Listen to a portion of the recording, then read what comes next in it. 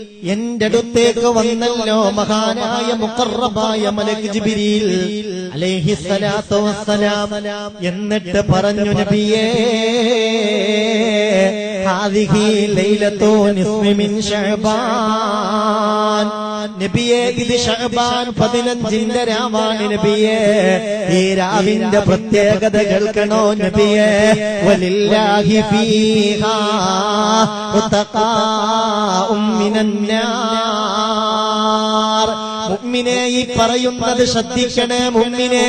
അനേകായിരം ആളുകളെ അല്ലാഹു നരകത്തിൽ നിന്ന് എത്തുക ചൊല്ലി സ്വർഗത്തിലേക്ക് പ്രവേശിപ്പിക്കുന്ന രാവാണ് ഈ രാവ്. എന്നിട്ടതിന്റെ കണക്ക് പറയുകയാണ്. കൽബ് ഗോത്രത്തിലെ ആടുകളുടെ രോമത്തിന്റെ എണ്ണമനുസരിച്ച് അത്രയും ആളുകളെ അല്ലാഹു നരകത്തിൽ നിന്ന് എടുത്തുകാക്കി സ്വർഗത്തിലേക്ക് പ്രവേശിപ്പിക്കുന്ന രാവാൻ. എത്ര എണ്ണം പറഞ്ഞത്? എത്ര എണ്ണം പറഞ്ഞത്? മദീനയിലെ ഏറ്റവും കൂടുതൽ ആളുകളുള്ള ഒരു ഗോത്രമാണ് കൽബ് ഗോത്രം. ആ കൽബ് ഗോത്രത്തിലെ ആടുകളുടെ രോമത്തിന്റെ എണ്ണമനുസരിച്ച് അത്രയും ആളുകളെ നരകത്തിൽ നിന്ന് എടുത്തുകാക്കി അല്ലാഹു സ്വർഗത്തിലേക്ക് പ്രവേശിപ്പിക്കുന്ന രാവ്. അപ്പൊ അള്ളാന്റെ റഹ്മത്ത് പേമാരി പോലെ പെയ്തിറങ്ങൂലേ? പക്ഷേ അങ്ങനെയാണെങ്കിലും ഇത്രയും പ്രാധാന്യമുള്ള രാവാണെങ്കിലും ഹബീബായ നബി തങ്ങളോട് ജിബ്രീൽ അലൈഹിസ്സലാത്തു വസ്സലാം പറയുകയാണ്, കേൾക്കണോ നബിയേ, ചില ആളുകളിലേക്ക് ഈ രാവിൽ അല്ലാഹുവിന്റെ റഹ്മത്തിന്റെ നോട്ടമുണ്ടാവുകയില്ല. അവര് സുജൂദ്, അവര് സുബ്ഹി വരെ സുജൂദിൽ കിടന്ന് പൊട്ടിക്കരഞ്ഞാലും അവരുടെ അമല് അല്ലാഹു സ്വീകരിക്കുന്നതല്ല. അതാരാണ് ആ കൂട്ടർ? അതാരാണ് ആ കൂട്ടർ? അതാണ് നമ്മൾ ശ്രദ്ധിക്കേണ്ടത്. സംഗതി അല്ലാഹുവിന്റെ റഹ്മത്ത് പേമാരി പോലെ പെയ്തിറങ്ങുന്ന രാവാൻ. പക്ഷേ പറഞ്ഞിട്ട് ഫലമില്ല മുഅ്മിനേ. എന്ത് അമല് ചെയ്താലും ചില സ്വഭാവങ്ങളുള്ളവരിലേക്ക് ആ രാവിൽ അല്ലാഹുവിന്റെ റഹ്മത്തിന്റെ നോട്ടമുണ്ടാവുകയില്ല. ആരാണ് ആ കൂട്ടരെന്ന് ശ്രദ്ധിക്കണം. ഇതെന്തിനാണ് ഇപ്പൊ പറയുന്നതെന്നറിയോ? എങ്ങാനും ആ കൂട്ടത്തിൽ നമ്മൾ പെട്ടിട്ടുണ്ടെങ്കിൽ ഒഴിവാകണം. ഈ പുണ്യപ്പെട്ട ദിനരാത്രങ്ങൾ വരുന്നതിന് മുമ്പ് തൗബ ചെയ്ത് മടങ്ങണം. കാരണം അല്ലാഹുവിന്റെ റഹ്മത്ത് പേമാരി പോലെ പെയ്തിറങ്ങുന്ന ഈ രാവിൽ തന്നെ ഈ കൂട്ടരിലേക്ക് അല്ലാഹുവിന്റെ റഹ്മത്തിന്റെ നോട്ടമില്ലെങ്കിൽ പിന്നെ ഒരു രാവിലും അല്ലാഹുവിന്റെ റഹ്മത്തിന്റെ നോട്ടം അവരിലേക്ക് കിട്ടൂല. അല്ലാഹു നമ്മളെ കാത്തുരക്ഷിക്കട്ടെ. ജിബ്രീൽ അലൈഹിസ്സലാത്തു വസ്സലാം പറഞ്ഞു കൊടുക്കുകയാ, നബിയേ,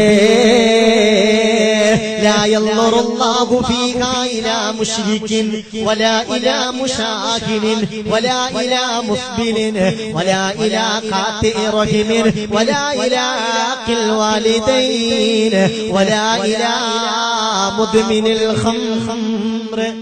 6 കൂട്ടരുണ്ട്. അവര് സുജൂദിൽ കിടന്നിട്ട് പൊട്ടിക്കരഞ്ഞ് നേരം വെളുക്കോളാണ്ട് ദുആ ചെയ്തു. കാര്യല്ല, അല്ലാഹു കബൂലാക്കൂല. ഒന്ന് മുശ്രിക്കാണ്. ശിർക്കിന്റെ വിശ്വാസങ്ങൾ, ശിർക്കിന്റെ പ്രവർത്തനങ്ങൾ, ശിർക്കിന്റെ വിശ്വാസങ്ങളും പ്രവർത്തനങ്ങളും വാക്കുകളുമായി നടക്കുന്നവർ അല്ലാഹു കാക്കട്ടെ. എന്തെങ്കിലുമൊക്കെ ഏതെങ്കിലുമൊക്കെ വിഷയങ്ങളിൽ ശിർക്കിലേക്ക് എത്തിപ്പെടുക. അല്ലാഹുവേ റബ്ബേ കാക്കണമേ റബ്ബേ. ശിർക്ക് വലിയ ദുൽമാണ്. ആകാശത്തിന് താഴെ ഭൂമിക്ക് മുകളിൽ ഏറ്റവും വലിയ ദുൽമ് ശിർക്കാണ്. പിന്നെയോ വലാ ഇലാ മുശാഹിനിൻ. മുശാഹിനിലേക്ക് അല്ലാഹുവിന്റെ നോട്ടമില്ല. ആരാണ് മുശാഹിൻ? മുഅ്മിനേ, നമ്മളെ കൂട്ടത്തിൽ മുശാഹിനീങ്ങളുണ്ടോ? ഞാനൊരു മുശാഹിനാണോ? ഞാൻ ശ്രദ്ധിക്കണം. എന്താണ് മുശാഹിനിന്റെ അർത്ഥം? മുശാഹിനെന്നാൽ ഹൃദയത്തിൽ ഷഹ്നാവുമായി നടക്കുന്നവരാണ്. മറ്റുള്ളവരോട് അസൂയയും വെറുപ്പും പ്രതികാര ബുദ്ധിയും പിണക്കവുമായി നടക്കുക. അങ്ങനെ നമ്മുടെ ഹൃദയത്തിൽ മറ്റുള്ളവരോട് വെറുപ്പോ അസൂയയോ പിണക്കമോ വൈരാഗ്യമോ പ്രതികാര ബുദ്ധിയോ ഉണ്ടെങ്കിൽ നമ്മൾ സുജൂദിൽ കിടന്നത് കാര്യമല്ല, അള്ളാഹു സ്വീകരിക്കൂല. ഓരോരുത്തരും ശ്രദ്ധിക്കണം. അയൽവാസികളോട്, കുടുംബങ്ങളോട്, കൂടെ ജോലി ചെയ്യുന്നവരോട്, അമ്മായിമ്മയോട്, മരുമകളോട്, നാത്തൂനോട്, ഇളച്ചിയോട്, മുത്തച്ചിയോട് ഏതെങ്കിലും വിധത്തിൽ ഒരു വെറുപ്പ് നിന്റെ കൽബിലുണ്ടോ?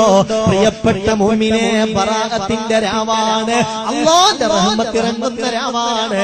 പക്ഷേ പറഞ്ഞിട്ട് കാര്യമില്ല, അല്ലാഹുവിന്റെ റഹ്മത്ത് അവർക്ക് കിട്ടുകയില്ല. മുസ്ബിലിന് നിര്യാണിക്ക് താഴേക്ക് വസ്ത്രം വലിച്ചേച്ച് നടക്കുന്ന സ്വഭാവമുള്ള പുരുഷന് അല്ലാഹുവിന്റെ റഹ്മത്തിന്റെ നോട്ടമില്ല. റഹിമിന് കുടുംബ ബന്ധം മുറിച്ച് നടക്കുന്നവർ അല്ലാഹുവേ അവർക്കും റഹ്മത്തിന്റെ നോട്ടമില്ല.